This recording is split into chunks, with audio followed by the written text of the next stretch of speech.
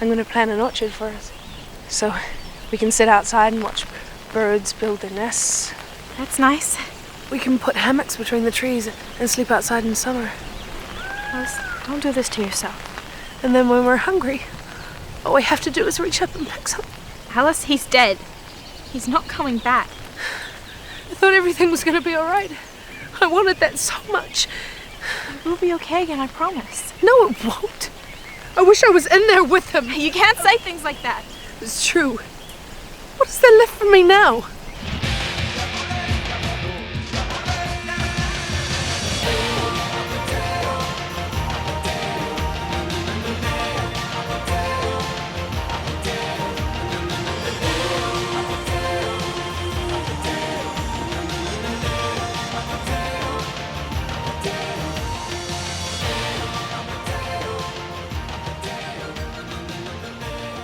Welcome to Series 3, Episode 49 of Conversation on Eagle Mountain, a podcast about the tribe. I'm your host, Lance, and joining the podcast panel today is Liz. Hello. Sabine. Hi. And Tamsin. Hello. With episode notes done by Matt and myself. So Series 3, Episode 49. The screenplay was done by Charles Hodges. It was directed by John Reed. And the episode synopsis were read out by Sabine. Ebony revels in her new position, while Amber is suspicious of her intentions. The Guardian remains on the loose, and some familiar faces approach the city. Continuing to fend for himself on the outskirts of the city, we are reunited with Jack, and it's here that he runs right into none other than a very matured Chloe. Every day I thought they were going to come and waste me. They were always threatening to. And then one morning, the guards were all talking to each other in a panic. And the next thing, they'd gone. And then what? Well, I was the only one who wanted to go back to the city. So I started walking. And here I am. Well, it's great to see you again. So what about you? You on your way back to the mall too? No, I've already been back. I left again. So, panel, how did you react to Jack and Chloe's reunion? And what did you make of Jack becoming this kind of wandering mechanic? Yay, they're back. Can I say, I would like to maybe go to the mines for a bit because Chloe looked absolutely fantastic. Mm-hmm. If that is what life underground does to you, It's like a spa. sign me up. I gotta say, these scenes with Jack and Chloe were the high points of the episode. You know, I wasn't expecting much. I definitely felt I don't care the whole time I was watching this episode, but these scenes with them are actually really well done and well acted and desperately needed. It's just there's a sincerity to their happiness in seeing each other. There's a lot of storytelling, like the visual storytelling happening here. The fact that we see Jack by himself, we see him foraging for himself. Yeah, he's not the greatest at it, but he's been learning. You can see that he's been learning. He's slightly dirty. I like that visual storytelling, you know. He's dressed like someone on the road. You know, I need my jacket. I need this kind of material on my jacket. It just says a lot. He hears help. He tries to ignore it at first, like it's nothing to do with me. He hears it again, and I can't ignore it. He's annoyed, but he's gonna go help. And then it's Chloe fending off two guys with a freaking stick. And I'm like, dude, you guys deserve to lose. She is tiny, and she's taking the both of you on with a stick. It's not worth it. Let her go. And the way Jack comes in, and the reunion was so perfect and wonderful, and the warmth, the genuine warmth at seeing each other, and the teasing, they felt like actual family, you know, and like it was adorable, like the way, you know, she was just like, Jack, I can't believe it, and he's like, neither can I. They actually ran away, you know, and it was, oh my gosh, I was like, that alone, this is all this needed to be, was the two of these two running into each other in the wilderness, happy to see each other, brother and sister hugging each other.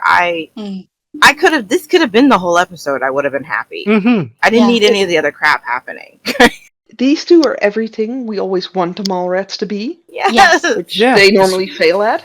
But it's what we've lost from them for so long, But like you said, genuine. But who could have imagined in season 1, with the way Jack was towards people, that the person that would be most genuinely happy to see someone else from that whole group would be Jack. Yeah, He's been it's through just a lot. it Yeah. was really beautiful. And again, the visual storytelling is great. I wasn't even surprised that Chloe would be okay out on her own. She always was an Yeah. independent unit. Yep. She was unafraid Yeah. to just go out into the world and just tackle whatever had to be tackled.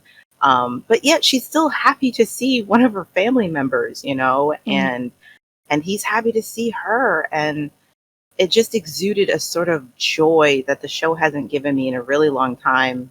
Yeah. And a warmth that the tribe as a family hasn't given me in a really long time. Yeah. I needed it. Picking up on what you were saying, though, about the visual storytelling, and I know that we were kind of started off having a laugh about the way Chloe was dressed, but it's really interesting, like you say, that Jack is kind of really sort of dirty looking, and Chloe is pristine, and that speaks to the fact that Chloe can kind of handle herself. And like you say, it's that really interesting visual storytelling. Yeah, it really is. And the combination of this, Chloe, indeed, true to her character, is fighting off these guys. Whereas, had this not been Chloe but Patsy would have been captured like 20 minutes ago, if not 2 days ago. She would have instantly thrown up her hands in the air with "Oh, but I'm just a poor, defenseless little girl." Whereas Chloe isn't taking that crap from anybody. No, Patsy wouldn't have been captured. She would have screamed and then booked it, because that girl could run. She could scream and she could run. That's how she and Jack would have been reunited. Patsy would have been screaming and then run into him and his fish. The fish that I want to just say was actually an eel. It wasn't a fish. Yeah. It's just so nice, though. Even Jack realizing, like, that expression from Jack, "I can't believe they actually run away." It says so much about Jack's character and the way he's always been, and it just makes me so happy seeing these two like this. It's very true to him. He's never been a fighter. He's never, Yeah. I mean, so Exactly. that surprise, like, oh, they ran away. It's like, it's so genuine. I love it. And the hug warmed my soul. Like that was such a genuine mark of, these are two actors who've been working together since they were children. I guarantee they were actually happy to see each other on the set again. That felt so real. That hug, that joy at seeing each other, and wanting to catch up. Like, oh my gosh, they exude, I am so happy to see you were alive. I couldn't be happier to have run into you in the middle of nowhere. Like, you just made my day, and I needed that. I did. And it's something we see later on as well, in like 2 seasons or so, when we see Jack reunite with Trudy as well. He's just so genuinely happy to see the people he cares about. So yeah, it's a rare gem in an episode of what the hell is happening. But I couldn't help but love the fact that they made Jack a wandering mechanic. I think it's great. It's so much. It's actually almost a callback to Dal. You know what I mean? That's the sort of thing Dal likely would have done to make his way as he was trying to find his piece of land. That's what he did with the nomads, and the fact that Dal wasn't that afraid to go out into the world. And that's like, Jack was always afraid to go do those things. He wanted to stay someplace safe until home wasn't home anymore. And then he got up the gumption and left of his own volition to go out and take on the world. And it's discovering it's lonely, but I am doing it. I'm doing okay. I'm making my way. I'm feeding myself. I'm taking care of myself. I am lonely, though. You can see that in him. Yeah, I was going to say, it felt really sad to me. Like, he is homeless. He's just wandering. Like, he's always loved his gadgets and his place to call home, and he's just trying to make his way now. It just felt lonely to me. Like, so sad. But I'm proud of him, because he is like, when I think of the Jack I met, it was a boy who was, even when he was running out of food at the mall, at least he claimed he was, he took in a bunch of kids because he thought they can help me get more food. That's how afraid he was of going outside, going out into the world. He was willing to put up with these kids taking over his mall so he didn't have to go out and deal with the rest of the world, you know, and to see him mature to this place where some of the worst things that are ever going to happen to him have happened. And yet he's still here, he's still breathing, and he took that step. Like, he chose to leave, you know, and he's okay. Like, I'm making it. You know what I mean? I'm like, the world hasn't killed me yet. I thought it would. I swore this world would kill me if I ever went out there, and I wouldn't be able to ever take care of myself. And yet here I am. I am getting through every day. My biggest problem is that I'm lonely. This is not my ideal life. But I was like, I just like seeing that kind of growth. And again, I love the callback to his best friend and past lover, who this was, you know, Dal would have been the one saying, you can do that. Of course you can. You know what I mean? And I almost, in my own headcanon, I want to imagine sometimes he's hearing Dal as he's trying to figure out, okay, what's the next move I need to do? And, you know, Dal's like, well, we could always ask that guy if he can fix his carburetor. You know what I mean? Like, I could just, I know that's wistful thinking, but it's a little me, it's me romanticizing the situation, but. No, I'm sure he does hear his old friend in his head telling him, yeah, you can do this. Like, you can, I mean, you're good with mechanic and machines, so you can help this guy here to earn some food. I'm sure that's playing in his head. Like, he's guiding him Mufasa-like. Because, I mean, even in season 1, when Jack wouldn't know how to attack an idea, he'd have an idea, but it was always Dal who had the most pragmatic way to address the idea. Jack would be like, this is what I think we should do. And Dal would be like, well, this is how we should do it. And he'd be like, Dal, awesome, you know? And I think of him now out here trying to navigate the wilds on his own, like having these ideas. And then he hears Dal's voice about, well, here's the direction of attack for this idea, you know? And yeah. But then there's also something sad about that, though, isn't there? Because Chloe tells us in a line of dialogue that she was with some people from the mines and that they travelled together for a short period of time, and she decided to go to the city and that they didn't want to come with her. But it feels like, does Jack have it in him to make the sort of connections that he had with the mole rats like Dal? Or is he just always going to see, like you said, Mufasa-like, the spirit of his friend guiding him? But is he ever actually going to have any friends again? No. Well, I mean, I'm sure someday he will, but keep in mind, not everybody is that kind of extroverted in making connections with people, you know, and it can take some people like Jack a lot longer to make those kind of connections. Like, again, we know that Dal and Ellie, they chose him. They put up with him. You know, if they hadn't put up with him, there would have been no relationship between any of them. They chose him, though. They were like, okay, you're a mess, but I kind of like you anyway, you know. And Jack is learning, and we'll see, you know, even by season 5, that he gets much better at making those connections. But yeah, I think it would be some time before Jack made a true connection with anybody, just because it's not easy for him, and he's more of an insular person, and you have to be like, I'm gonna make the effort to be your friend. You know what I mean? Like, you know, some people are just like that. But yeah, he'd probably be lonely for a while before he found somebody who's like, you're a little odd, but I like you. I'm gonna chase you. I'm gonna chase a friendship with you. You know. And yeah, let's get to the stuff that sucks. The episode lures you into a false sense of security with its opening scene, and then takes you right back to the mall. It's just a nightmare, Amber. I've never had one so real. I'm sorry.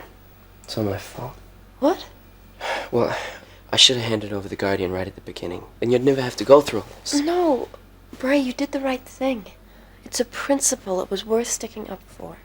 So let's focus on this first bit. What did you make of the conversation between the two, specifically Amber's belief that he held on to his principles despite her obvious trauma? I was just going to say, I guess it's a conversation that needed to be had. I don't think we personally needed to see it because it's a hammer to the nose reaffirming that Bray was always in the right. It's what Amber would have wanted. Da-da-da-da-da. I feel like an earlier season would have treated it with a little bit more subtlety. But, I mean, they would have had to have this conversation where Bray would want the reassurance that he did the right thing because he would feel bad about what she went through and how he could have saved her from it if he had just not been reluctant to give up the Guardian. And then she likely would have reassured him, like, no, I'm glad you stuck to your guns. You know what I mean? It means I can trust that you mean what you say when we agree on something, blah, blah, blah. I just don't, it's just not a subtle conversation. I don't think there's anything inherently wrong with the conversation. I think a better script, it would have felt more natural rather than screaming to the audience, see, Bray didn't do anything wrong. You know what I mean? Yeah. Because that's what it feels like, you know, like, message. But otherwise, it's like, yeah, I guess they would talk about this, and a better script, it would feel better than it does. Because, again, it just feels so freaking obvious. But, you know. I mean, I suppose that is also what it's for, to scream at the audience that Amber isn't holding a grudge against Bray. And that it's also... Bray wasn't a bad guy. Yeah, and it's also underscoring that that's who these people are. They're prepared, well, Amber in particular is prepared to put her life on the line when it comes to her principles, and she'll follow that through. Or at least that's what we're told. It's season 3, she still has some form of principles. But yeah, I wish there was been a better writing to have this conversation. Because again, no subtlety whatsoever in it. And I feel like there's more Amber could have said than rather just simply reassuring Bray. I just, oh yeah, you know what I mean? Like, I feel like they could have had a juicier, a meatier conversation. But again, all of these characters have been reduced to one emotion, one thought process at any given time. There's no duality to the things they're feeling or thinking. So instead of like something more nuanced from an earlier season, Bray could have been like, you know, instead of just saying, I should have just given him up, blah, blah, blah. He could have talked about the difficulty in that decision, how badly he actually did want to give this guy up because he never wanted to save him in the first place. He just did it because he knew it was the right thing to do, and how doing the right thing sucks so much because, you know, you never benefit from doing the right thing. It seems like the bad people always benefit from you doing the right thing. You know, like there could have been a juicy conversation about this conflict that they all went through. And Amber could have expressed that, you know, I ain't gonna lie, it sucked. You know what I mean? I had moments. Thank you. You know what I mean?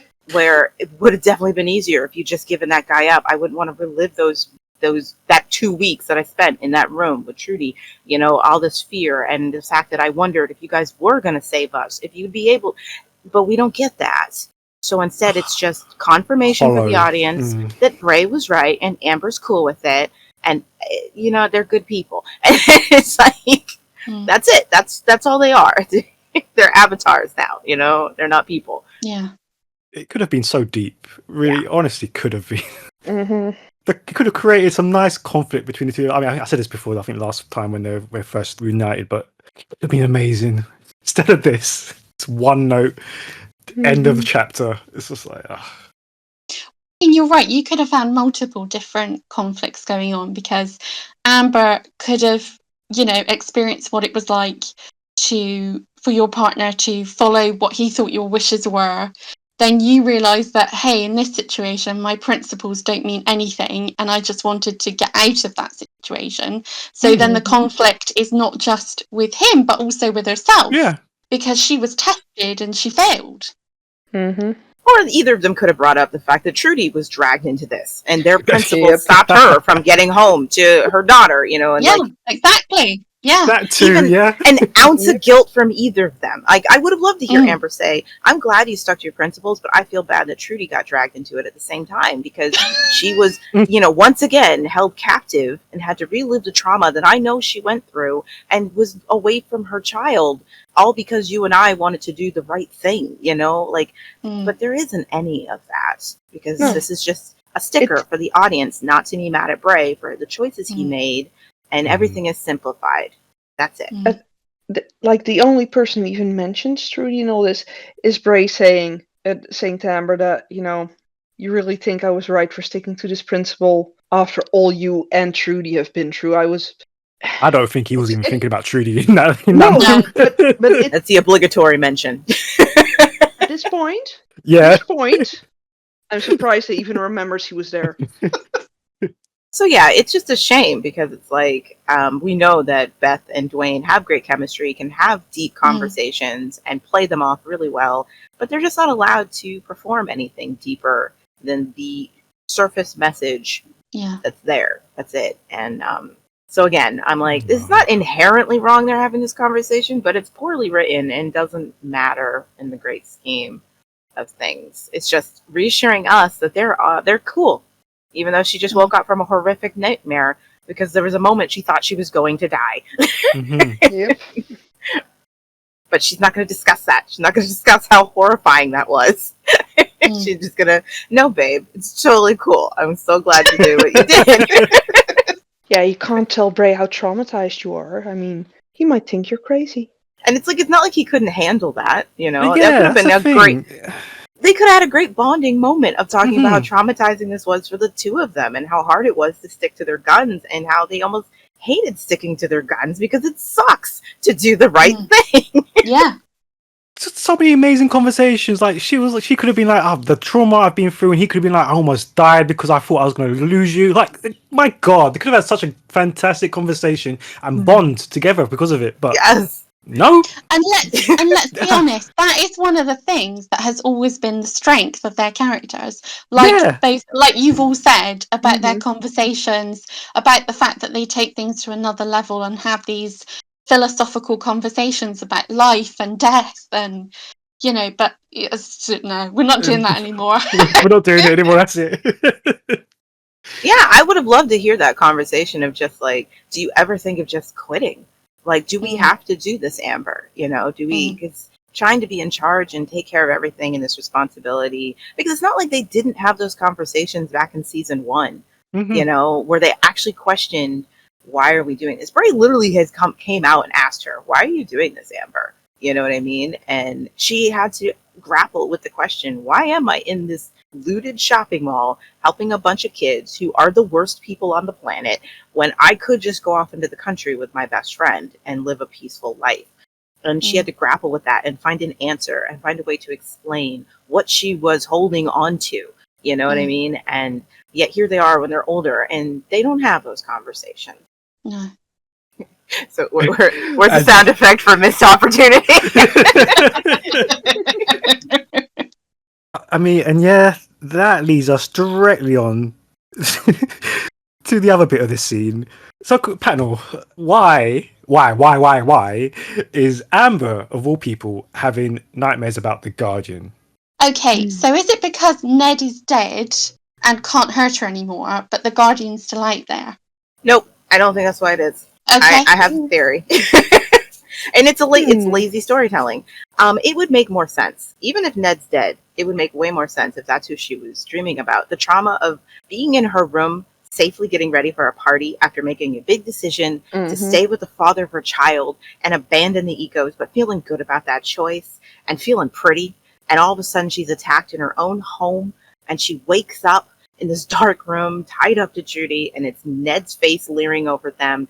It should be Ned she's having nightmares about every time he came in that room with food and like not knowing what he wanted from them, not knowing what he was going to do to them, and not knowing if he was going to return to feed them. It should be Ned. You want to know why it's not Ned? It's not because he's not dead. It's a shortcut to telling us the Guardian is dangerous and he's out there and he's a threat and he's who we have to focus on. That's all it is. That's why she's dreaming about him and not Ned. I pressed the button again. Missed opportunity. It absolutely should have been Ned. That he should have been the face of their captivity. He was the face of their captivity. He was the source of their trauma. She should have had nightmares about him. Like, that should be the conversation. That should have been everything. But no, the Guardian. There should be a conversation about being angry, even though he's gone and can't hurt them anymore. The anger at not being able to do anything about the fact that he did this to them, that he put them all through this. There is no lingering anger towards this guy for what he put the entire tribe through. He doesn't exist anymore. He was a plot device. That's all he ever was. People are traumatized by the dead all the time. You know what I mean? And they wake up in cold sweats, thinking of a person who attacked them once, and even knowing, I know they're gone. I know they can't hurt me. And I still see them in my waking hours. You know what I mean? I can't escape them. And the anger at that why are you still haunting me when you're not even here? It's not fair. You know, like, Come on. I mean, I suppose the most frustrating thing is that you could have had both, really. You could easily have filmed a scene, like they used to do, well, like they will in the future with Zoot and the sorry, spoiler, and the dry ice with Ned, and then Ned turns into the Guardian. I mean, it wouldn't be that. I mean, you could have it both ways. So you could still have Ned, who is the source of the trauma, and then sort of the Guardian takes over, and that's just a reminder to the audience that he's still out there, like you say, and he's dangerous. You're right, but at the same time, we already know he's still out there. They already put all these scenes we see him like hovering about. It's like, okay, we know he's out there. Like trying to make him the face of the trauma, it just was unneeded, and it takes away from Ned's actions in the whole kidnapping. Because again, it didn't matter. It was nonsense. It was just a waste of time. Yeah. Because if this was Trudy, you could completely understand why the Guardian is the face of her trauma. Because this has happened to her twice now, and he's been involved or played some part in it. So you understand that. But it's not Trudy, it's Amber. The only thing I will say in defense of using the Guardian for her trauma nightmare is that, yes, Ned kidnapped them, but, I mean, before they got found by the Guardian, these girls are discussing why Ned isn't there yet with the money because he's never that, or with the food because he's never that late. Yes, Ned has captured them and has kept them prisoner, but he's never physically tried to hurt them, whereas the Guardian actually threatens them, wants to kill them, including her baby. I see what you're saying, but I just can't give it that, because I just can't give it. you make a very good, valid point. Yeah, he Guardian was the one that physically threatened them and stuff at the end, but the nightmares of this trauma, it's not because of him. Nah, I can't give it that. That's the only thing I can reason with for this scene. It's not a bad reasoning. It's a good reason, yeah. You know what I mean? But it's at the end of the day, this is still very lazily done and cheap. At the end of the day, like, I can totally buy her having a nightmare about the guy who swooped in and threatened to kill her. But it's just the fact that there's no thoughts about Ned. There's no lingering trauma about Ned, being the one. It's like, nah, I don't buy it. You remember, we saw her break down. The both of them are breaking down in tears. Like, we are left here to die. Like, this trauma, it shouldn't have just been swept away. It should not have been. Yeah, Ned doesn't exist. Yeah. And if anyone should be having nightmares about the Guardian swooping back into your life, threatening to kill you, it should be Trudy. Like, he is her trauma. Yep. Like, Amber, I hate to break it 100%. to you. This is not about you. No offense. I'm not diminishing what you've gone through, but this should be Trudy's trauma. The guy who kidnapped her and her child and held her, and tortured her for weeks and months and tried to have her killed several times and showed up in the last place she expected to see this guy and is still jonesing on killing the Supreme Mother, and she had to take him on. This is her nightmare. This is about Trudy. I'm sorry, Amber, you can't have this one. Oh, God. But no, Trudy's totally fine. Yep. Trauma free. She's fine. She's fine. She's fine. Everything's fine. She's like, that wasn't even my plot line. I just kind of got dragged into it. It's never been about me. And even when it was about me, I was the bad guy, remember? I deserve this. Amber did, and Hey, Trudy's very chipper this episode. She has no qualms about anything. Yeah, but let's be honest, when you've been kidnapped 4,000 times. once in her life, someone came for her and saved her. And it was Ebony! Well, we'll get to that. We'll get to that. Don't worry. That being said, I'll give it one positive. I thought the actors were doing fine. I thought, Amber was very convincing in her dreams and her trauma and what she's feeling. I thought her and Dwayne's performances were good, even if they weren't given anything good to work with. I'll just say that. And this is my favorite hairstyle on Amber. I was happy to see it make a comeback. It's, very cute. It's even more cultivated, even though I prefer the loose waves that she used to do in season 1. This is very cute, adorable. Look for her, and so that was nice. Not wasting a second after becoming city leader, Ebony immediately moves back into the hotel and beefs up her independent security. Bray! What a lovely surprise. It's nice. Got this up and running quickly? Well, there's a lot to be done if we're going to pull the city together. So what can I do for you? Well, we're going to talk about organizing the city. Have you appointed anyone else? Well, Luke, he's staying on to look after finances. Do you have a problem with that, too? We got to think of the public, Ebony.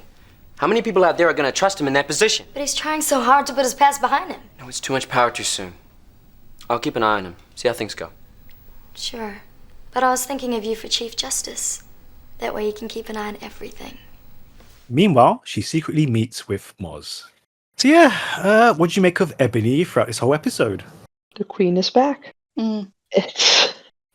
Ah, And it was nice to be in a location that yeah. wasn't in the mall. I really enjoyed Mhm. it because I found like this last sequence where we're pretty much always in the mall apart from a couple of instances, and it's so overlit and it kind of makes you feel like you're going to have a migraine. And I really enjoyed the fact that we were outside, the pool was there was greenery, she was bossing people around like she used to do.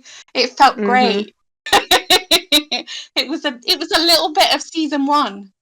It felt like Ebony in her natural habitat. Yes, exactly. I find this whole scene incredibly tiresome. It annoys me. Okay, this whole time, Ebony has spent weeks defusing anyone's idea that she's a problem or an issue. She really put the work in to doing that, to neutralizing everyone into thinking that, oh, she's changed.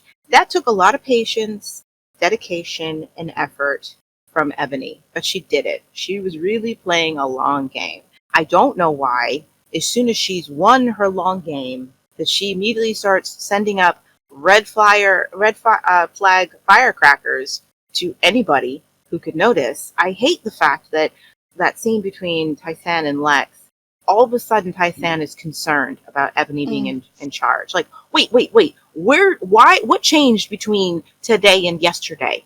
It wasn't yesterday the day, like, when you had a discussion with Luke about Ebony being in charge, you could have actually discussed these things. But no, there was no discussion from Tai-San about being concerned about Ebony being in charge. But this morning, because she decided to leave her party early, you suddenly remember it's Ebony. And now you're discussing your concern about Ebony being... Shut up, Tai-San. You don't have the right to suddenly use your brain now. It's too late. I don't have any faith in it. And this came out of nowhere. This is only here so that the audience... Like, all of a sudden, you've got people bringing up concerns they never had before. They didn't bother to bring up before. And we're just letting her bulldoze her way through the mall. And they were just like, yeah, everything's cool. Didn't even notice that she was in charge. But the day she wins and left her party early, maybe the party sucked, Tai-San. Hate to break it to you, but maybe she just didn't want to be there. But you're going to tell me that was your red flag? That maybe we should be concerned about Ebony being in charge? Like, I just hate this kind of cheap writing. And then, of course, Ebony, you put all that work into making sure nobody would be concerned and you could get into a position of power, and immediately you're literally doing a lady whistle down, sending messages to people that they should be concerned about your behavior because of the way you're acting. Like, you couldn't give it 24 hours before you let the game go.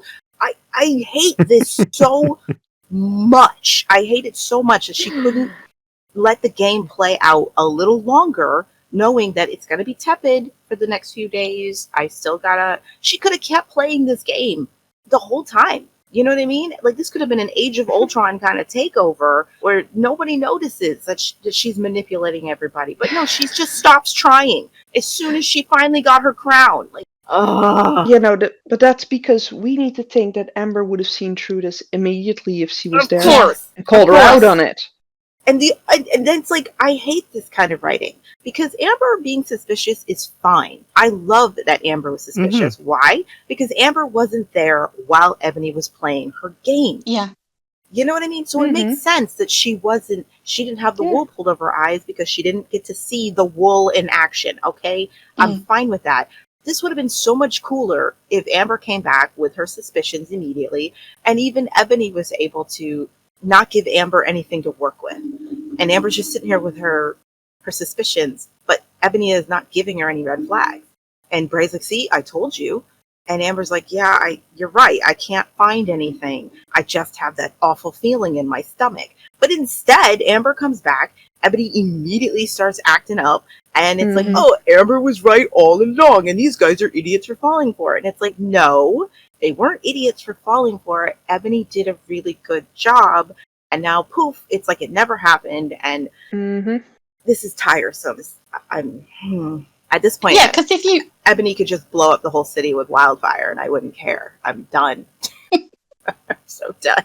Yeah, because you're right, Liz. If you remember hundreds of years ago when we covered an episode that I was on about the decision of what to do with the Guardian, and Amber had suspicions around Ebony then. So you're right, it makes sense that she didn't see the wool in operation and that she still feels that way. And then, like you say, there's no actual evidence that Ebony is doing anything, but Amber feels that way. You know, she's being gaslit, and she must feel like she's taking crazy pills because everybody else is like, oh, Ebony, she's so nice, she's doing so much for us, she's really changed. And Amber's like, this is Ebony. Like, what's wrong with you lot? I'm sorry, have you all had a lobotomy while I was away? I mean, it's bad enough that Ned kidnapped me. Ned!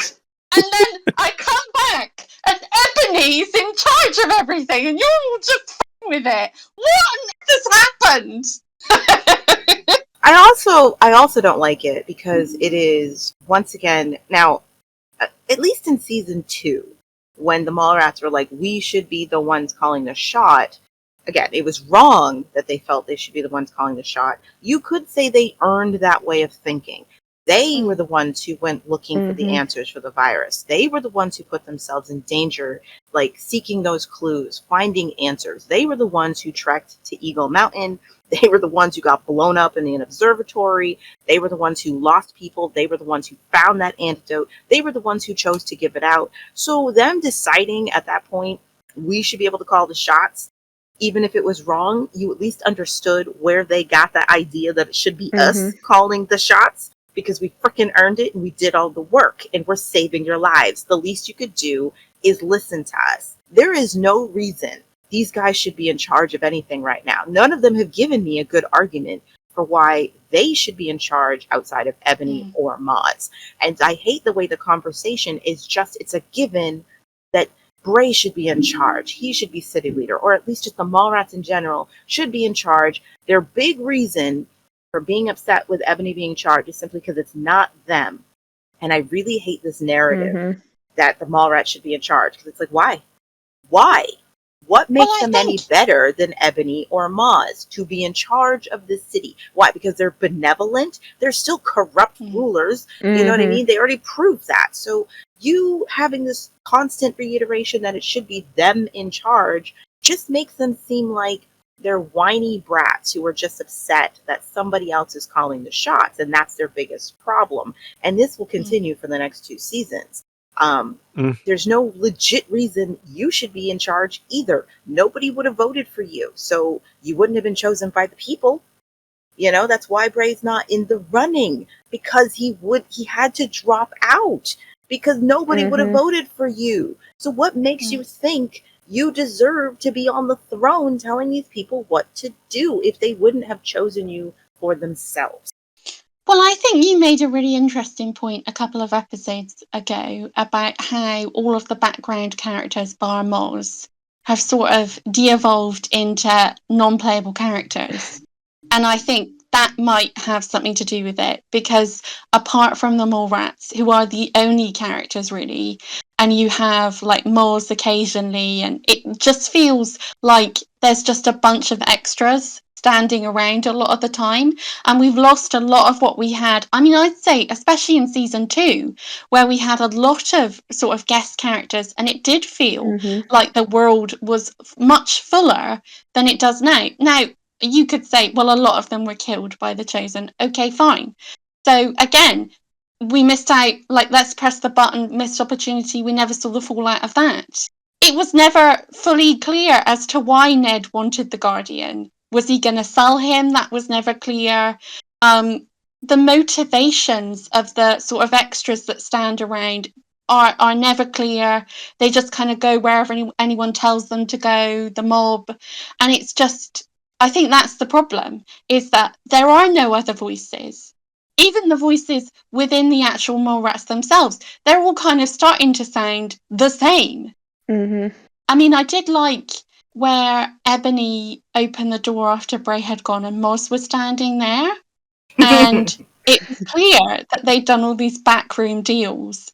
And I wasn't sure if the reveal was going to be that Moz had always been working for Ebony, which I'm not sure whether anyone else took that away from it, but I was wondering if that was the direction they were going in, or they just she just conceded power to Ebony because it was, you know, the easiest thing to do and still allowed her to have a slice of the pie. But I did like set that up. They had already set up that the whole election scheme was those two working together. Like they set that up before Ebony brings up a city election.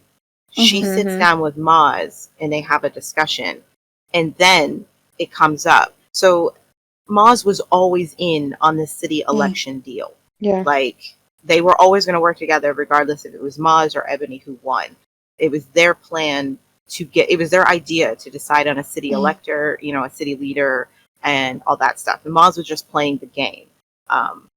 But yeah, so that they have been working together ever since just before Ebony was like, yeah, we'll just have an election for a leader of the whole city. I just didn't even see the point of hiding Moz. It was like, what's the point? Like, I thought you Mallrats believed in all the tribe leaders working together.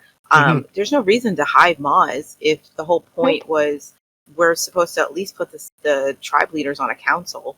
Wouldn't she be meeting with them on the regular? Exactly. What? I'm sorry, Mallrats, are you the only tribe that matter? You're the only tribe that Ebony has to consult with now that she's city leader, I guess. Yeah, she's city leader.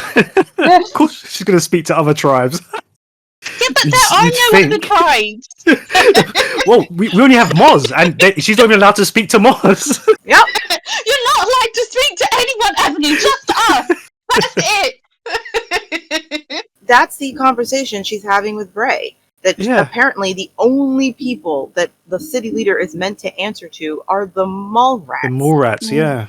And it's just like, I'm so sick of this. And it's just going to continue this entitled, bratty attitude that we deserve to call the shots, even though almost every single choice and decision we make is wrong and doesn't help anybody, except us.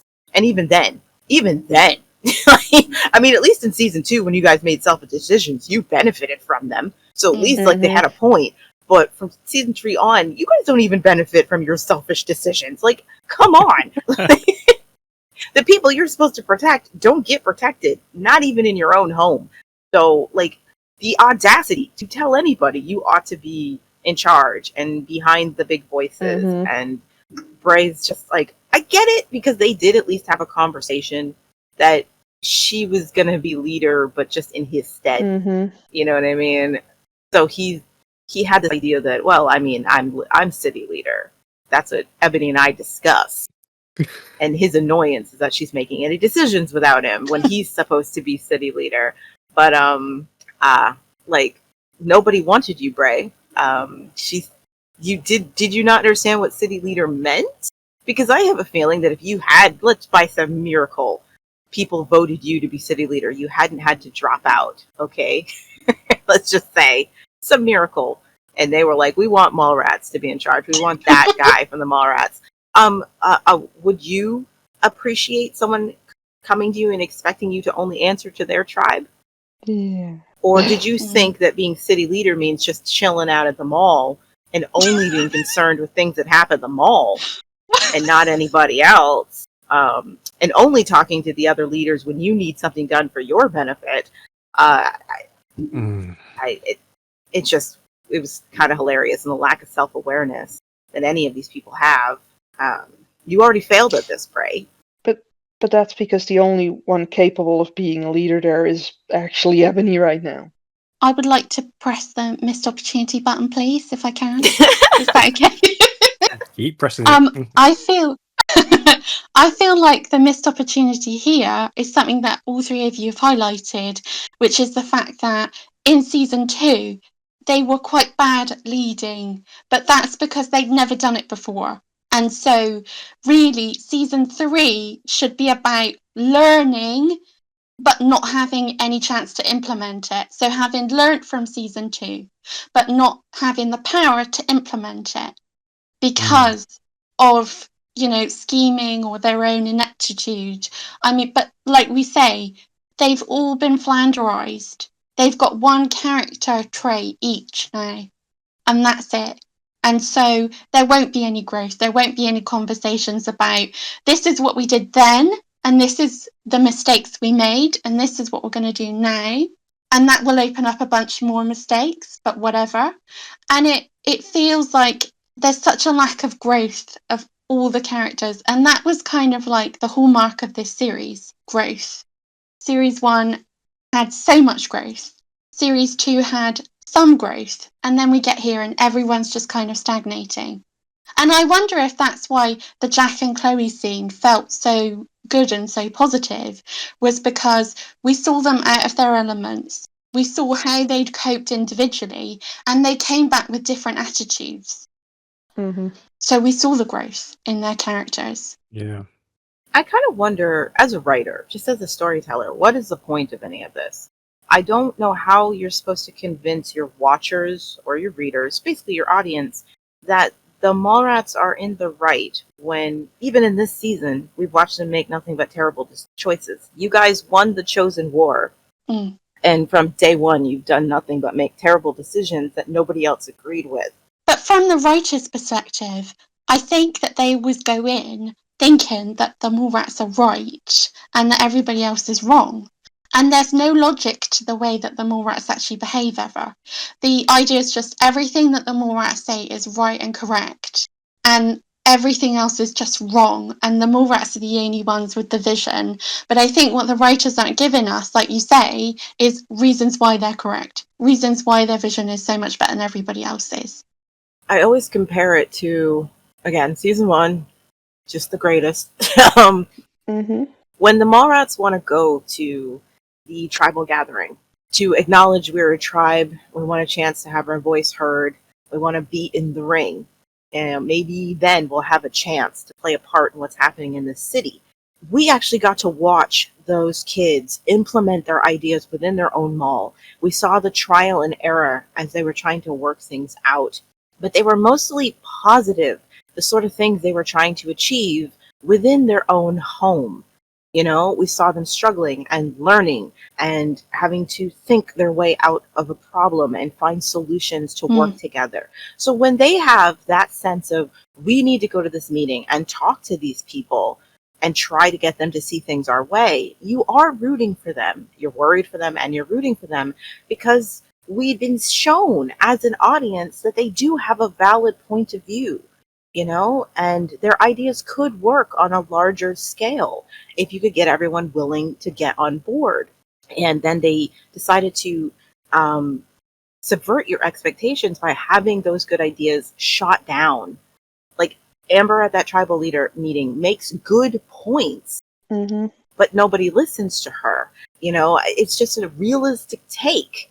And then again, this wasn't even them saying we should be in charge of anything, and yet, and even in season 2, again, they're not good leaders, but even though everything they're doing is quite selfish, again, they at least set the stage for why they felt they should be in this position of power, everything they had done to earn it. And there was a sense they were trying.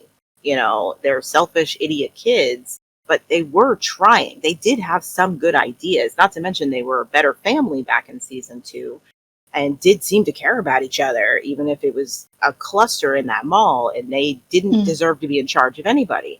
But season 3, there doesn't feel like there's any actual effort to prove to me that they have good ideas, that they could implement these ideas, and that they should be telling anybody else how to live, And yet that's what the stamp is. They should be in charge. That's it. They don't need to earn it. They don't need to prove it. In fact, we're going to show you how terrible they are at making decisions and that nobody wants them to be in charge, but still give them the entitled attitude that they should be. And you should be rooting for them to be in charge.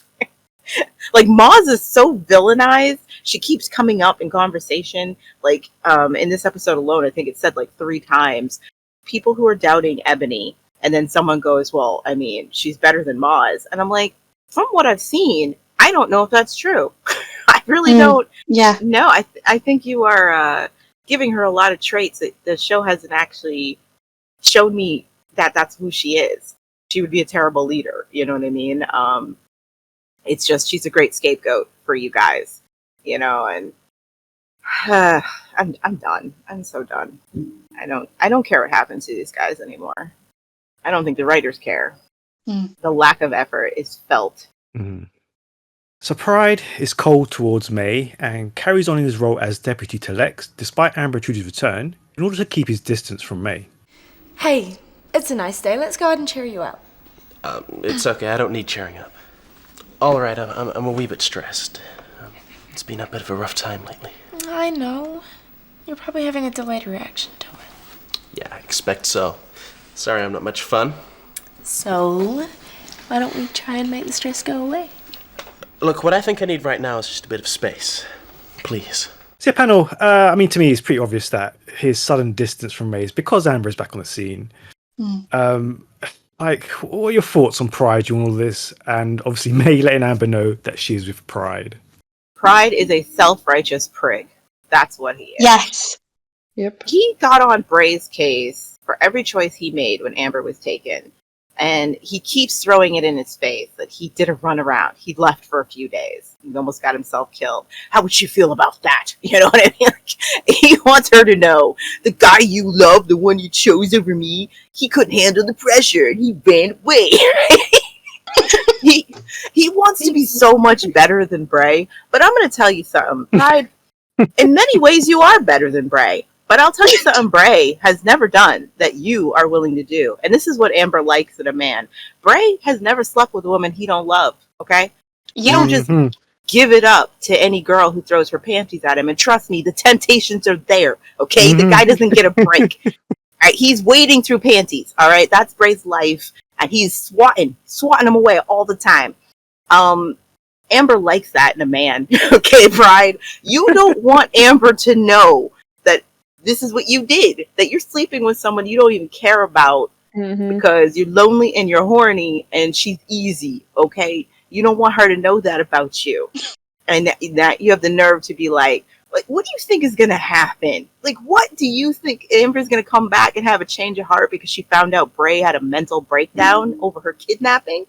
And she'd be like, I don't want him anymore. I made a mistake, Pride. You know, like, what do you think, Pride? You're a dog. You're a dog, Pride. May does not deserve this, how you're treating her at all. No. It's like, for a split second, I wondered if Pride just assumed Amber was going to be so traumatized by what she's been through that she was going to blame Bray for that. Yep. And he's already trying to clear his dance card. You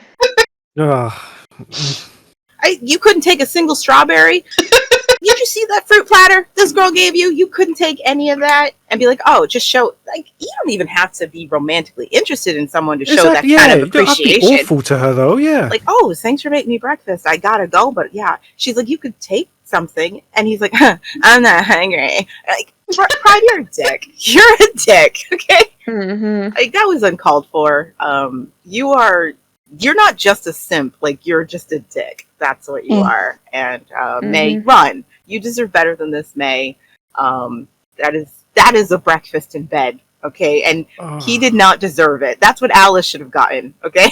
That was the breakfast in bed Alice didn't deserve. And she at least showed appreciation for the crap she was presented with. And Pride looks at it like, oh my gosh, I'm allergic to strawberries. You don't know that about me? Like, that's his attitude. Like, like May is being insensitive. Like, I just got up. Why are you bothering me? Like, seriously. Awful. I mean, he's awful. definitely got a Madonna whore complex, hasn't he? He Which oh, he is does. rich coming from him, from his like Yep. agricultural, live free sort of lifestyle, and yet, you know, you've got this complex.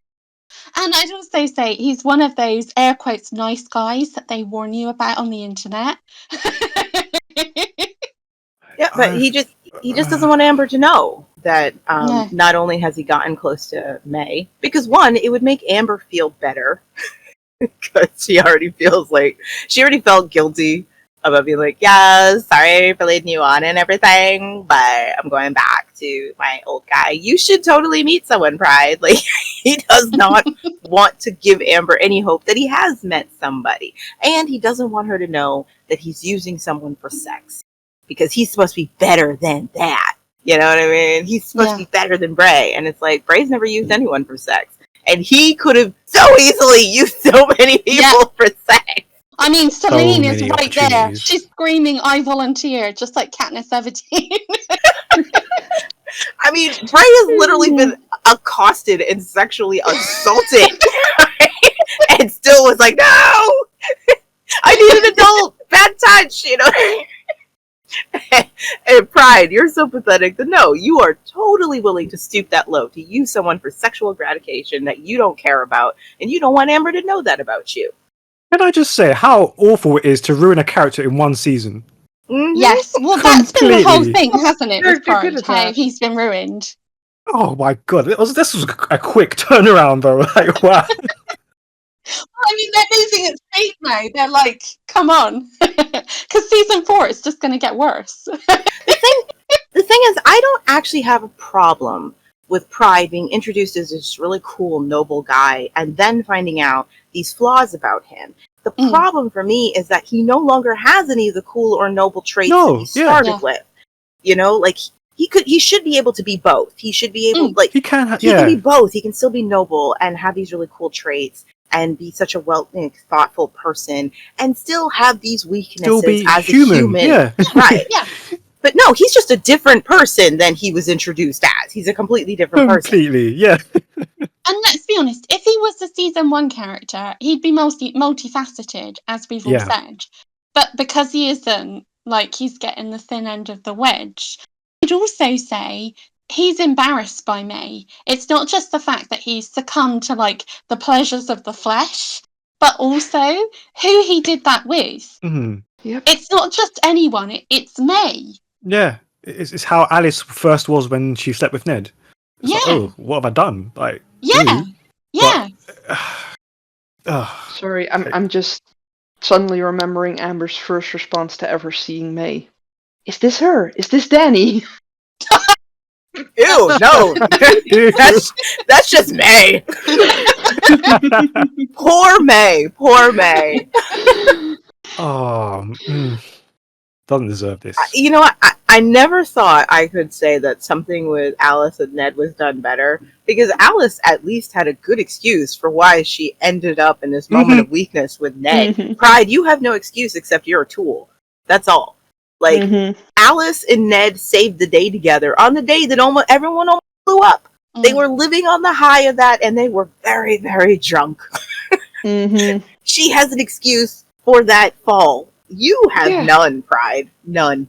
Whereas Sorry. Pride's only excuse was, I'm so sad Amber dumped me for Bray. Even though I never really had her. Let's do May. Wow. She's easy. Like, wow. Every time I think season 3 can't get any worse, it's like, hold my beer. I just, looking at it now, I can't remember why I was such a big fan of Pride. Because he seemed so amazing. I guess I just... Is it his looks, do you think? Yeah, probably. It's the hair. That's where it went wrong. They chopped off his hair and he became a dick. They chopped off his hair and the writing went bad. That's what happened. I wish he had remained a 3-dimensional person. You know, so that I could have mixed feelings about him, where it's like, he's still so cool and so noble, you know, and so thoughtful and clever and smart, and he thinks before he moves, you know, like, all of that would be so great, and yet he's still capable of these kind of flaws. And instead, he was introduced as one kind of person and then became a completely different other person, and none of his good points are there anymore. They're all gone. Yeah, because if you made him a three-dimensional character, it would also remind the audience that, hey, they're actually all super young. They're literally children. So while he may be cool and he may be, very forthright and caring about people, he's also still just a teenage boy. And so, he can make these mistakes because he's not that mature. But yeah, they just take all that away from him and he just becomes the sort of person that your friends warn you not to get involved with. And you know what? It's so annoying because the reason Pride was sacrificed as a character was simply so that Amber choosing Bray would seem like the logical and right choice. That's all. And that's so frustrating because it would have been so much more interesting if it was a harder choice to make and she had gone on it because she genuinely had feelings for Bray and they were stronger than the ones she had for Pride. Yeah, but no, Pride has to be like, oh, yuck. Of course she'd never choose him over Bray. You know what I mean? We can't make it look like she had a better option. No way. He had to be destroyed so that Bray would look better in comparison as, the person that she actually wanted. Instead of just saying, well, it doesn't matter. I choose this person because I simply love them more.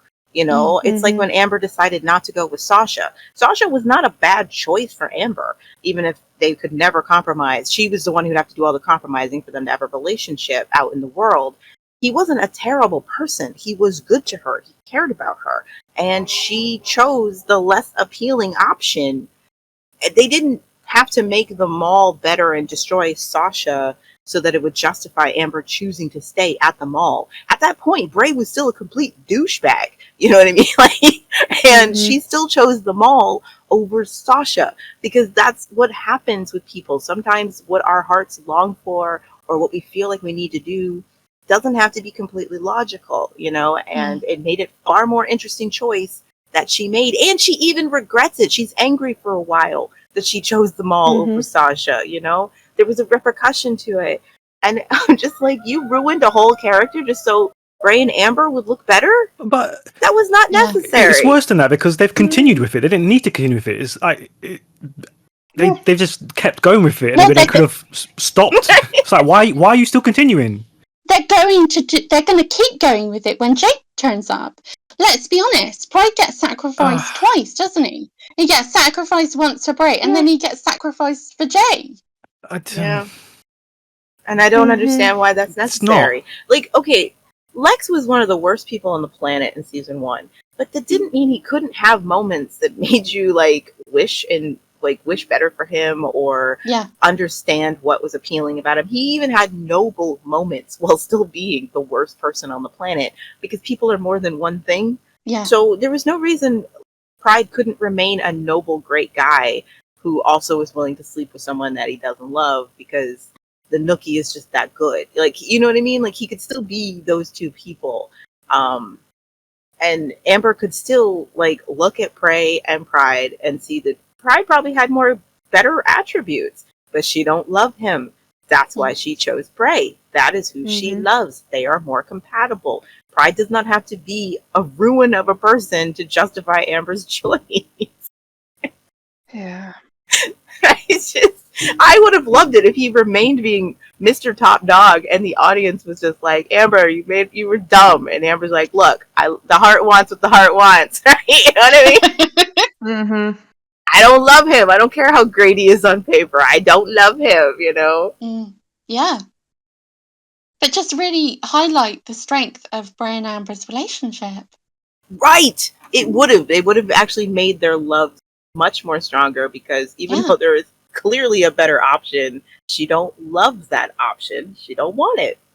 Well, we had this, didn't we, with Lex, Alice, and Tai-San? Yep. Because on paper, Alice is much better fit for Lex than Tai-San is. And, the chemistry was really there for all three of them, but Lex wanted Tai-San. Yeah, he loved the one that didn't seem to make sense for him, but that's who he wanted. That was the one. And if we're honest, he and Tai-San weren't even friends, they weren't even friends. They barely got along, and that's who he loved, though. And if we're honest, even though Alice Alice was He better always for wanted him. her. He did. Mm-hmm. Like there was history there. He always had wanted her, you know, and Yeah. that's what made the whole story all the more intriguing. They didn't have to ruin any of those three characters to No. make that story. Mm. So yeah, this is just like way he's treating May, not cool. May didn't deserve this. Even though again, May is not a total innocent. She's gone into this with eyes wide open. She's just hopeful. But she didn't deserve to be treated like this, especially this morning. Nope. Not cool. She's looking all adorable and domestic and brought you a fabulous breakfast in bed. That is brunch with mimosas, okay? Yeah.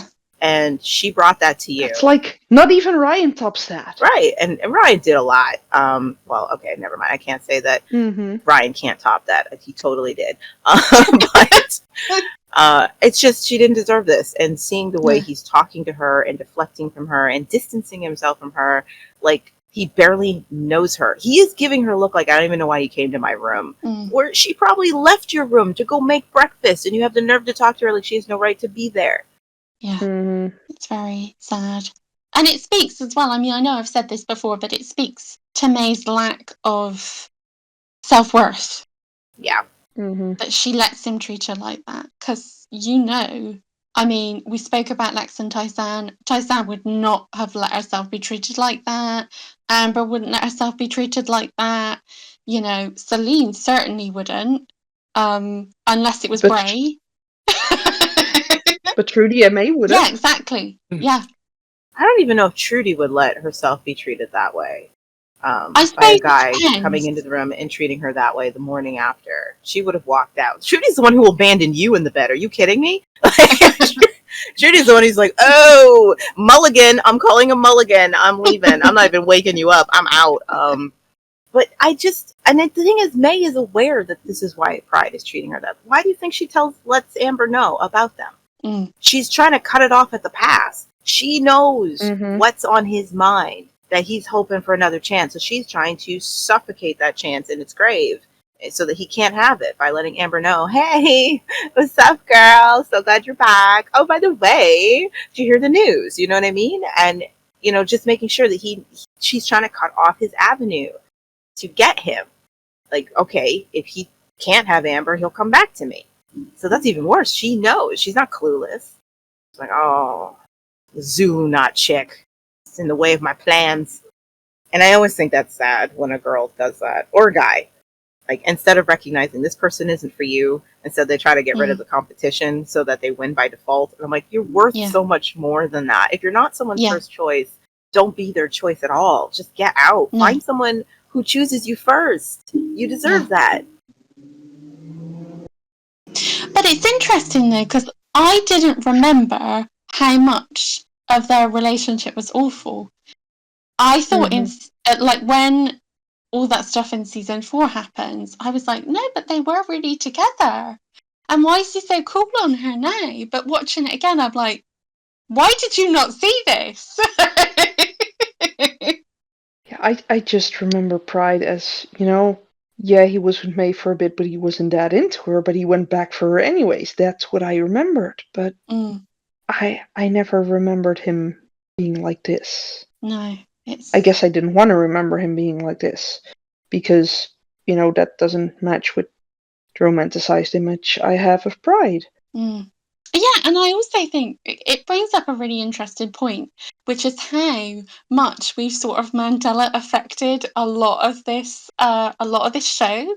Like some of the relationships we've kind of built up to be things that they weren't, and then other relationships that we thought were kind of trash have turned out to be really good. And I think it's really interesting. Like coming back to it almost, what is it now? Got to be about 30 years later?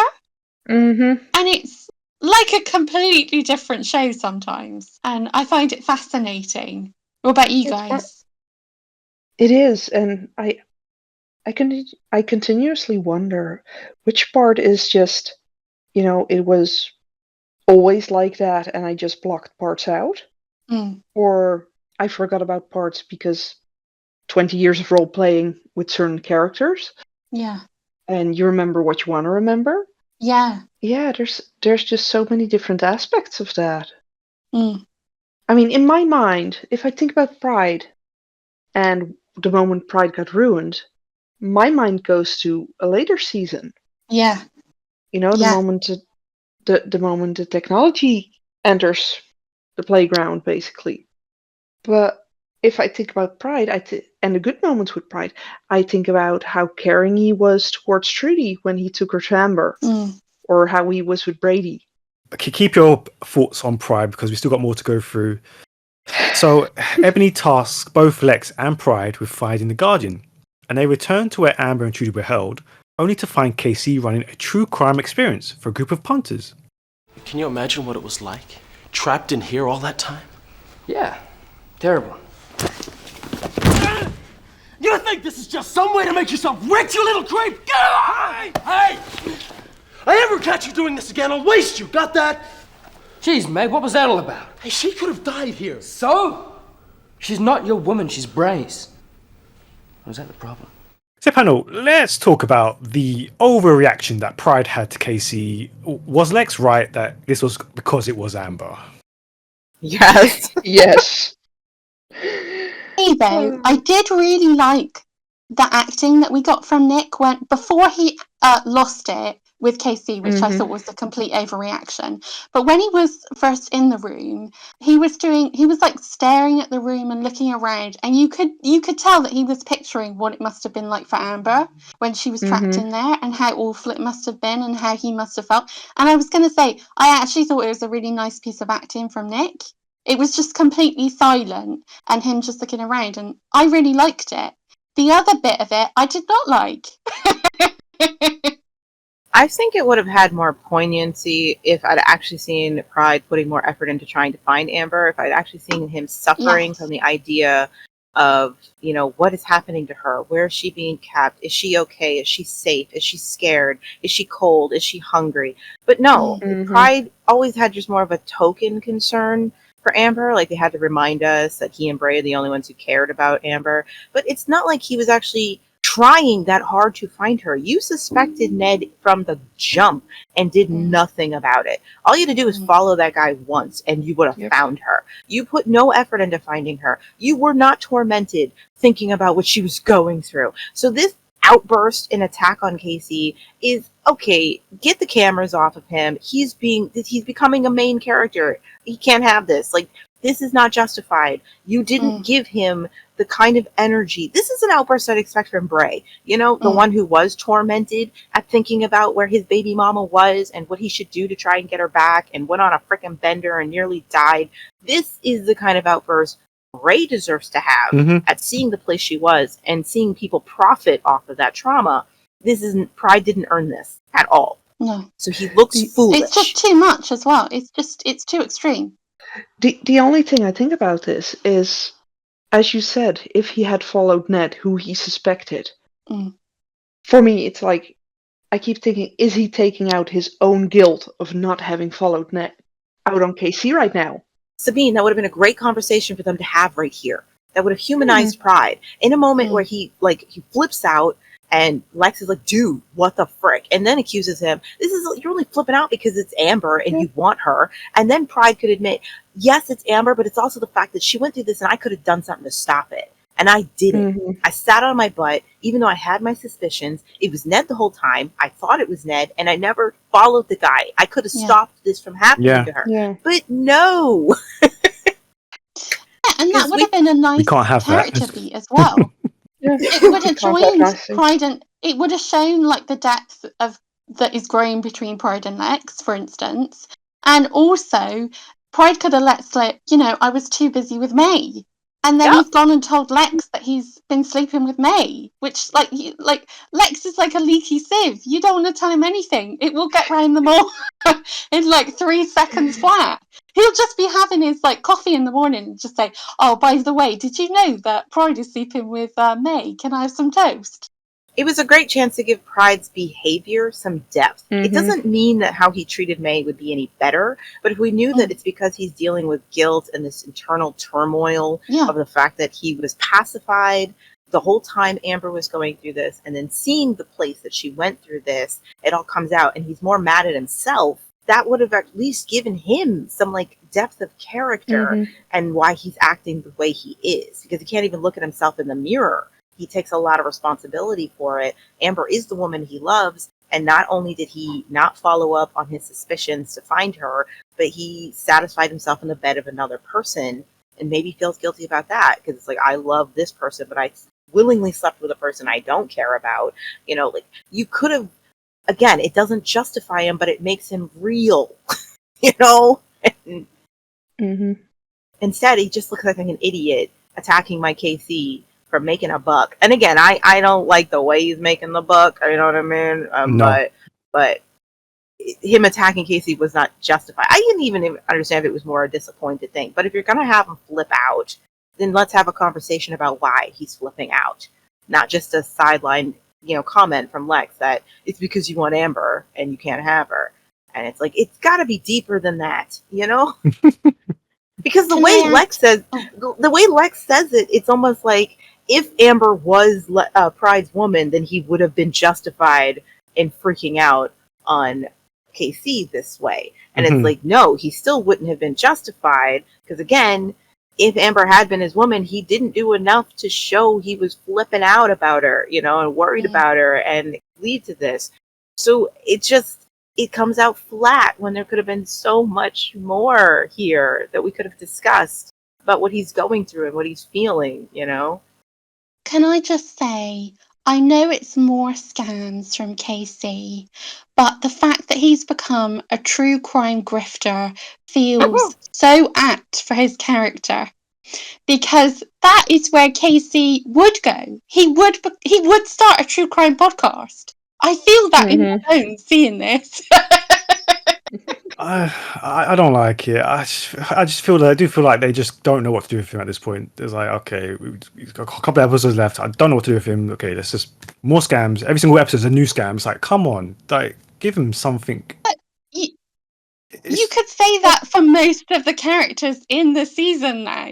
There's like you two know or there's three only that like they know a couple of what to episodes do with. left. So like, do something like decent with it. Like, we're not gonna get that. We're not gonna get it. But we've seen he actually cares about people. Yeah. Yeah. He's an actual good person, and we're not allowed to see that. Like, we literally just... They because stopped... we're supposed to focus on... No, but now we're supposed to focus on Bray and Amber again. No, it's not. Well, it's not about that. It's like, we saw him. We saw the whole issue with the necklace and the whole scams. That made sense. That was a whole journey with that. But then it's like, okay, here's a true crime thing that he's scamming Lex with. It's like, what? It's just pointless. Like, why? The problem is they lost interest in telling an ensemble story a long time ago. Yeah. There was a time, this show started as an ensemble, and while you had primary, secondary, and tertiary characters, it was clear they were interested in all of them. Yeah. They were interested in rounding out all of them and showing you how they survive, how they live, how they see the world, how they interact with the world around them, and how all of their actions have small waves. Like, some of them, the things they did had bigger waves, and some of them only had small ripples. But they were affecting the world they were in because they were interested in telling the story of this group of kids trying to bounce back from the apocalypse and build something out of it. And even season 2, as annoying as it can be to watch these kids, they were still interested in the entire ensemble of the Mallrats. They have lost interest in telling the story of all of these people. They have the people they want to focus all their energy on, and everybody else is an NPC in that story. Casey is only doing this so we can have the scene between Lex and Pride. That is why it's there. That's why it's Casey doing this thing where you're like, okay, I guess this is what Casey's doing now. You know what I mean? But that's the only reason it's there. It could have been anybody. They don't care about telling Casey's story. They don't care about telling Trudy's story. You know what I mean? Like, they don't care about all of these people anymore. They focus on an idea, one love story, this conflict, and those are the only things that really matter. Tai-San doesn't have a story. She's just an NPC in the background, flowing with wherever the story takes her, and they just don't care anymore about telling an ensemble. View pieces are useful to the stories we've come up with and we don't care if you fit in the story. You're there. So we're going to use, it's like playing with your dolls. You know what I mean? I cast you, even if it doesn't work, it doesn't matter. They're not people anymore, you know? Another thing, and you know why the scene annoys me on another level as well? Because you have these kids now who are giving up their hard earned, I guess, in M's to do this little sideshow. Like, it's hard to get a hold of at the moment because it's been slowly distributed by Luke, and they're just giving it up, not for food, but for this experience. Really? You're just kind of making a mockery of the whole system. I know. 2 days ago, Andy couldn't buy a guitar, but 2 days later, everybody's using these things. Using it for experience. Yeah, cool. All right. Guess it's quite meaningless then. Yeah, I guess the city suddenly isn't hungry anymore. Yeah, I guess that's solved. I mean, we no longer have Ned, so food to spare, I guess. Oh. I didn't even... Oh my god! Jeez! I didn't even mean it like that. I just meant what the to feed. But that would fit. But just frustrated. Just very frustrated. Yeah, speaking of being frustrated. So, Amber and Tai-San discuss their suspicions about Ebony, but Trudy thinks they should give her a chance. Yeah, I was just saying what a coincidence it was, her being there. To tell the truth, the same thought crossed my mind. Hey, come on, guys, what are you saying? What, you don't think so? No! I mean, you're saying that she planned the whole thing. What, you don't think she's capable of that? Hey, give her a chance. I was the Supreme Mother, for heaven's sakes, and if I can turn my life around, so can Ebony. Look, how can you be so... Later, Amber also tries to convince Bray that Ebony's still up to her old tricks, but he dismisses her doubts as pregnancy hormones, and she is furious. Yeah, go ahead, panel. Oh, I love Bray digging his own hole. Honestly, have you learned nothing, my man? Well, have any of them learned anything? No, but come on, he's dealt with crazy pregnant women before. I just like that he was manipulated into that pitfall by Ebony herself. By being like, you really should, how is Amber? You really should be watching out for her. Because Amber has been reduced to being pregnant. That's her personality now, right? Yeah. That's why she, every few seconds, has to grab her stomach. Because stop it, yeah. She... Because that's what she is now. That's all she is. She's pregnancy. Yeah, that's her personality. It's quite a strange pregnancy, though, isn't it? Because like, it is. Come out of it is. I do agree they should all be concerned at whatever the frick is growing inside of her. So yeah, but that makes me laugh that the only reason he became so concerned is because Ebony put that idea in his head that, you know, you should be taking care of her. You should be watching over her, you know, and I'm concerned, you know, and everything. her whole women have lost babies over less. Right? It's just hilarious. Which, you know, it's true, but it's... I don't care for any of this again. Again, it's so on the nose that Ebony is doing something wrong, even though there's no evidence that she is doing anything wrong. It's once again, this will be the thing, all the way up until Mega, where the Mallrats will suspect that someone's bad, even though they have no evidence for it, and that will justify all the things they do to undermine this person before the person has done anything to, you know, show that this is a problem, whatever. I don't like this kind of writing. It's lazy. But Amber's reaction to what Bray said, gold star. Like, I'm sorry, what did you just say? It's like, Bray, you better dig a hole through the floor. Get out of the room any way you can.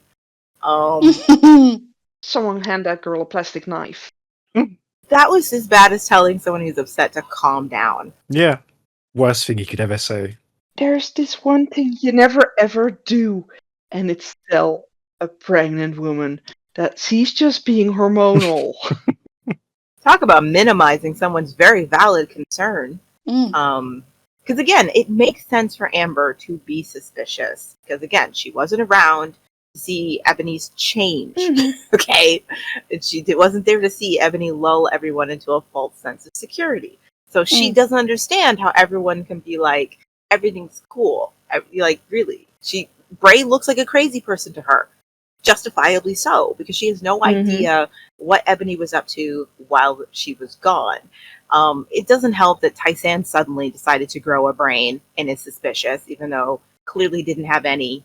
I guess when with the Guardian in the mall, there was no room in her brain for anything else other than him. And with him out of the mall, she suddenly has space on the hard drive to consider anything else. That's annoying, but yeah, I get Amber being upset, and she's bringing up a valid concern that somebody doesn't change that quickly, and you should always keep your head on a swivel with her. Have you not remembered all the things she is capable of doing, the kind of deceit she's willing to engage in, and the fact that you're not willing to acknowledge any of that, and you're just telling me that it's all cool, and you're invalidating that completely and telling me I'm hormonal and paranoid. To a woman who's just been through all of this, a woman who was before told that, she faked her own death because Ebony told her things. Of course she doesn't trust Ebony. And that could have been a great conversation. They could have actually talked about their history with Ebony and the things that Ebony has done. But no, History doesn't matter. These are just sound bites. These are just sound bites, And Amber is being treated as though she's a clairvoyant. There's no real reason for her clairvoyancy, and it makes everyone else look dumb, where there just could have actually been a really good conversation that makes Bray reconsider. Like, like, she has made me feel like everything's cool, but has she been fooling me? Does she have something up her sleeve? Because it's not like she hasn't done stuff like that before. I wasn't in the best headspace to think about it before, but now, Amber's back and I'm good. So, like, you could have done something with this where, again, these people could be having deeper conversations rather than this surface level stuff. But whatever. We're not going to get that. That's over. My brain is still partially at the, how on earth did you not have any suspicions about Ebony being in on that whole kidnapping scene? So that felt a little like it came out of nowhere, and that could have been fleshed out with a better conversation. Again, it's just Amber's the only smart person in the room, when you could have done this in a way that doesn't make everyone look stupid. They just didn't think about these things because of circumstances, because like all of a sudden Tai-San's like, yeah, I was wondering why she was there too. Since when have you wondered about anything, Tai-San? Give me a break. You don't get to grow a brain again. I'm sorry, I've lost all respect. Like, too late. She has no marital tasks towards the Guardian anymore. So. I knew you were going to say that. I'm going to also add, I think Trudy's far too forgiving. Mm-hmm. Trudy's not even a person anymore, not even a person, guys. sorry. Trudy is also a plot device, because Trudy has not been in any way affected by anything that's happened. She again, her personality is, I'm mother. I'm home with my daughter, so there could not possibly be anything on my mind, because I'm with my child now, and everything is cool, and it makes Trudy seem stupid, as if she's never been betrayed by Ebony before. There was a time Ebony acted like your savior. Do you remember that, Trudy? Yeah. And she was lying, and she screwed you over. I don't know how you could possibly forget that. Exactly. And then she pretended to have found her. Well, she told you. She came to you and said, I found your daughter. She brought you to your daughter. Mm-hmm. She brought your daughter to you. You thought, wow, Ebony, thank you. I'm so grateful. And then she betrayed you. And then when you were locked up together, she fooled you again into getting away. I don't know why you're not suspicious of Ebony conveniently showing up when she did. No. You know and what I she mean? didn't just screw over Trudy, did she? She screwed over Brady as well, which is something that would definitely stick in your mind. I mean, I'm not a parent, but I think if I had a child and someone sold me and my child out, especially my child, I'd be like, I'm not going to forget this. Nope. I don't have a problem with Trudy living in the moment, being like, wait, what are you guys saying? She saved us. And then Amber and Tai-San making some valid points, and Trudy starting to doubt, like, oh crap. You know what I mean? Like, remembering she has done this before. I didn't want to believe that, because Trudy also hasn't seen Ebony lying this trap for everyone. You know what I mean? She should not be so blindingly forgiving and have no clue as to what Ebony is capable of. Ebony has been tormenting you since she met you, Trudy. I really hate that whole scene. It's like they've decided that just in order to get any form of redemption, Trudy now has to say, "Oh, but everyone's innocent because I did a bad thing, so everyone who did a bad can be like me and be forgiven and become good again, because otherwise, how can she believe that she's good again?" But see, It does. It feels just like that. Trudy becomes that person who doesn't seem to have any real thoughts of her own or any like emotional response to the things that have happened to her outside of the moment. Because later, she'll be completely unforgiving of Ebony, not because of what Ebony ever did to her, but because of what she did to Amber and Braze. She cast them out of the city. That's the most unforgivable thing she could have ever done, and I'll never trust her again. This will be the same Trudy who Mega does one nice thing to her, and she's just like, "Oh my gosh, everything everyone said about you is like, it was so judgmental," you know. And it's like Trudy's not a person. She just says whatever the plot wants her to say at any given time, you know, and it always comes across as very just odd. And again, pulling up the Chosen excuse every time they need Trudy to be totally forgiving without any doubts whatsoever. It'll always come up, "Well, I was a Chosen, so anybody who does anything bad must be a good person deep inside." Except the Guardian. He's the only one. Yeah, but even with him, I mean, as a line, it doesn't even make much sense. Like, Trudy, you were brainwashed. You were converted to the Chosen against your will. Yeah. Ebony is doing this because she's Ebony. You know what I mean? Like, doesn't even make sense. Like, stop using it as a line, please. Writers. And again, I don't even mind that Trudy wants to give people second chances because she's so desperate to have her second chance. But it can't be this like blanket. I have no doubts. I have no thoughts. You know what I mean? Like, it's got to be more, deep than that. Where like, I want to believe that anyone can change because I've done some really messed up things that I never thought I would be capable of doing, and yet I did them, and I fixed myself. I got out of that, and I would never do those things again. So I want to believe that in everybody else. But there should still be some caution when she's dealing with people who do terrible things, because she knows for a fact that not everyone who does terrible things is sorry for those things or wants to be better, like she has firsthand experience with it's the theme of the whole episode. The past just doesn't matter. None of it matters. It doesn't matter. Don't need to reference it. It has no play on what's happening now. It's just in the moment. It's just in the moment. There are so many times when Trudy is given a line where I'm like, who wrote this even, have they ever watched episodes with Trudy? Do they even know who she is as a person or what she's gone through? Or did they just stick any line to her mouth because she happens to be in the scene and she's the NPC of the moment to say what they need said? I feel that way about a lot of characters. Well, it does make you wonder. It makes you wonder if they've ever actually had a conversation with another human, that they think that this is passable dialogue. That people, like, this is long before AI, but if you tell me this was written by AI, I believe you. Like, we're in fan fiction territory of writing. Yeah, we are. We're fully there. But the joke is most fan fiction is better than this because it does refer to things that happened in the past. What I meant is that a lot of fan fiction, good or bad, it is focused on that one person's take on the show. Yeah. Okay?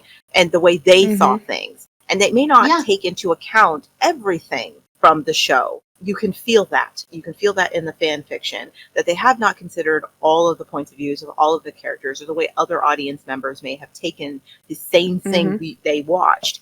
That's why this feels fanficky to me. Yeah. You know what I mean? Like, this is somebody, if this was a fan fiction, this would be written by someone who wasn't interested in Trudy's journey or even Tai-San's journey. You know what I mean? They were only interested in this scene. They were interested in Amber's journey or Ebony's journey. You know what I mean? Like, that was it. They're not taking into account anything else that's happened. That's why it feels fanficky to me. Like, you'll get those fan fictions where you clearly know who's the author's favorite character. They may even be self-aware and give you warnings. Like, I'm going to be hating on this character because I just don't like them. So it's just that simple. Like, even though this is all happening very quick, there's so much happening and it's all so wrong that it feels like we've been slogging through it forever. Yeah. It's too much. This could be torture. In some places, this could be a form of torture, I think. But the thing is, I think it's tiresome because we're actually trying to have thought-provoking conversation about it, but there's nothing thought-provoking about any of it. No, they're not giving us any of that. So, you know? and we're trying to drag out blood out of it, but they're not giving us anything to work with. Like, honestly, they aren't. Honestly, aren't. Our version of the show is really good, I think. And I would love to commission and watch it. Their version of the show is trash. I don't need the characters in a show to do things that I like. You know what I mean? I don't need that. I don't need the plot to be something that I would agree with. What I want is thought-provoking conversation as to why they are the doing what they're doing. what they're doing. I don't have to agree with it, but I need to understand. Yeah, I need to understand, you know what I mean, why they're doing what they're doing. Again, I always go back to season 2 because the Mallrats are incredibly upsetting. You know what I mean? We spend a lot of time being like, what the frick is wrong with you people? You're so selfish. You're so awful. But it's not because we didn't understand it. You know what I mean? We were able to have thought-provoking conversations. It wasn't because they weren't putting the effort into telling that story. We just didn't like what they were doing. We didn't like the direction they were going in, but we understood why they were going there, you know, and we just disagreed with it. But we were able to have we were able to pick apart why the characters did the things they did and where they were going. We weren't constantly rewriting the script for them. I mean, it makes you look like I'm looking even more forward to season 4 because we're going to get released from some of these characters. You know, we're going to lose them and it's going to be like, thank God we never have to see you again. But it's also a shame because all these characters started off so good and that's how we had to say goodbye to them. Yeah, it is. We were, you know what I mean? Like we were left with a bad impression after they started off so strong. And it's like, that's not the way I wanted to say goodbye to these characters. No, it's that double-edged sword. But I wanted Alice to be seen going down fighting, you know? That's... Yeah. I wanted Alice back. That's what season 4 was supposed to be for me. Alice coming back and finding herself, you know? And I would have been fine if they would have taken Ellie and Alice would have gone ballistic over that. But, I mean, why does Ellie have to be taken away? Why can't Alice just find herself? You know? Why does it have to be another trauma for her to go through, the loss of her sister, for her to kind of find herself? I guess she just means that if there's a character she has to choose that she enjoyed and it hurt more to lose them, it hurt her more to lose Alice because she really loved Alice. And it's like, why did you take her when you could have actually fixed her? You know, why didn't you take someone that I don't care for that much? Right? But I think the thing is, like, they were not interested. Like we have talked about how there are characters that they're not interested in telling the stories of. Like Andy and Tally, for instance. They're not really interested in them at all. They're not interested in Alice. They're not interested in, like we said, Tai-San. A lot of these characters, they're just there. Like you say, they're just background. They're just to come in, do a line, then leave. They're not interested in telling their stories. And they are interested in Ellie's story because she's still stuck in this sort of love triangle. So they're interested in that. But other than that, I am intrigued by this, though. There's so many characters they didn't do enough with this season. How big a part did that play in how many people left? Oh, it does make you wonder. I mean, it does make you wonder, especially with like Alice, with Vanessa Stacey. It makes you wonder if she kind of was like, I could probably get other gigs. It does make you wonder about Dwayne, actually, if he was kind of just bored of playing Bray, because he doesn't really get a lot to do, does he? Yeah, he's just one note. Yeah. You know, he used to be a pretty dynamic character, but he's back to... He became Jon Snow. He's Jon Snow, where literally the only line he has is, I love my queen. She's my queen. That's it. That's all I am. She's my queen. Yeah. All right. That brings us to our final thoughts of the episode. So throughout this episode, the Guardian has been lurking outside the mall, and he eventually follows Tai-San when she goes out to collect herbs for Amber, and confronts her when she's alone. I've been waiting for you. So yeah, what did you make of the cliffhanger? Sabine, you had a thought about this. Before Sabine, no. Before she even starts that, let me just say one thing that's not perverted, okay? I know where this is going, so I just want to get my 2 cents in first.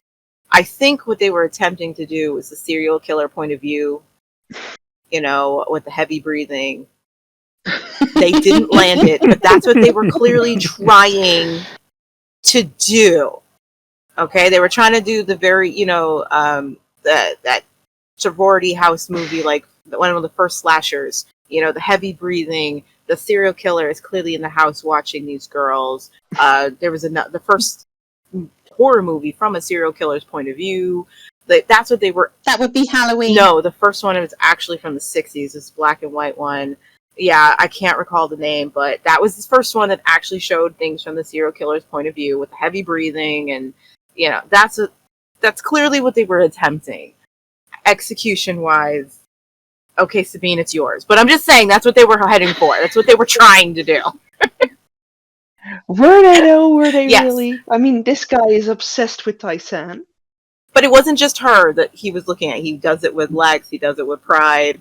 And then his prey finally exits the mall, and that's who he follows. I'm just saying, he didn't just do it with her, okay? But did he really mean to kill her?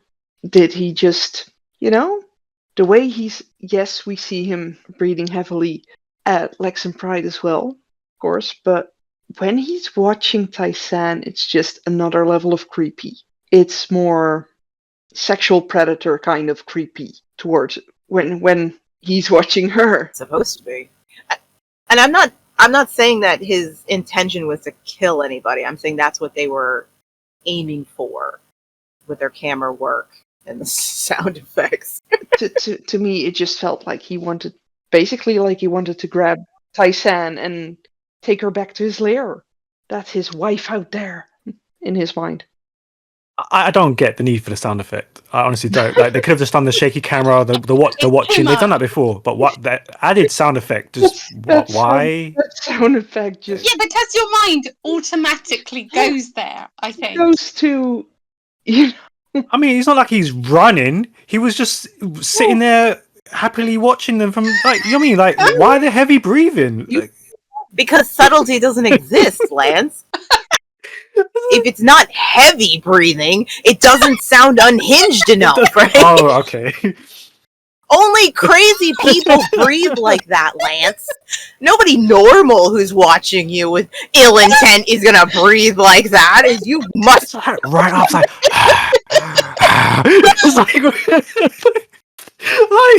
You're in hiding. Do we really need that? They needed that flashing sign so the audience knows it's the Guardian. There's nobody else who'd be staring and creeping and breathing this way. I mean, I don't even mind the creativity of that shot, that they're being watched, and he's clearly watching the entrance of the mall to whoever's coming out. I even like the fact that you see Lex leave, this person is watching Lex. And you see Pride leave, this person is watching Pride. And then when they revisit it, he sees Tai-San and leaves his hiding space. I actually thought that's creative camera work in telling a story. That's who he was waiting for. That's who he was hoping would come out of the mall, and he got lucky. She did.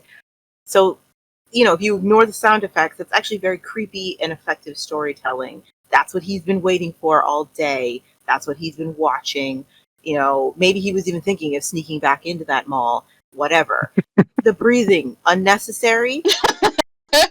Because, why is he breathing that way? Is there little oxygen where he's hiding? I don't understand it. Has he been running all day? Like, I don't know. I don't know what this guy's been doing. He's just very excited to see very her. excited.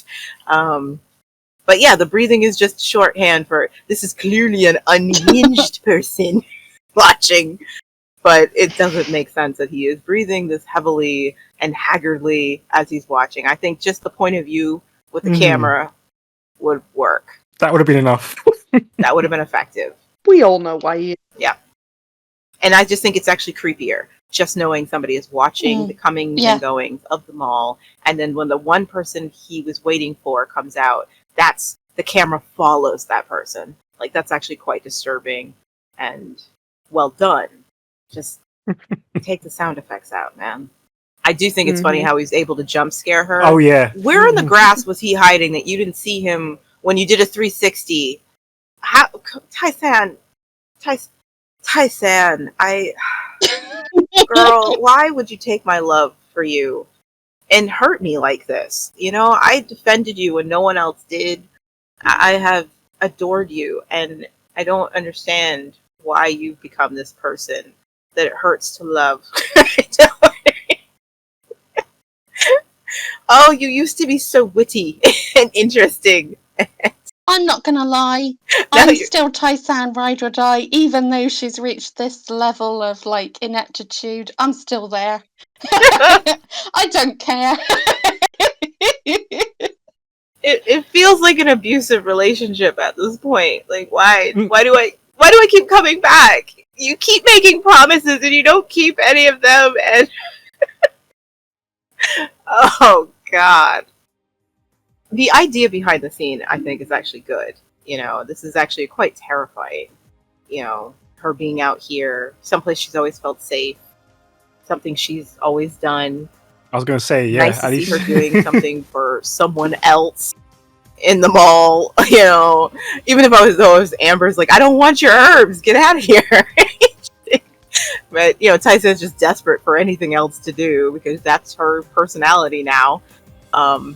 And then, you know, she turns around, she hears a sound, looks, and then of all the people, this guy looking completely unhinged, and she's already had to admit, I was totally wrong. I got someone killed because I was so wrong. These kids hate me, and I don't even blame them for hating me. Guy took me for a ride. You know, here I was just trying to be a good person, trying to grow as a person, and I made such a bad judgment call, and here he is, looking like he wants to knife her and do something with her body afterward. You know, that's a scary moment. Mm-hmm. The idea of it actually works. I can't say the execution works, so. All right. That brings Series 3, Episode 49 to a close. Thank you very much to our panel. And if you'd like to take part in a future episode of the podcast or to send us a message, you can do so by contacting us on our Facebook page, on our website, or Instagram. Just search for thetribe.co.uk or Conversations on Eagle Mountain. So we'll see you next time of episode 50. Until then, bye. Bye. Bye. Bye.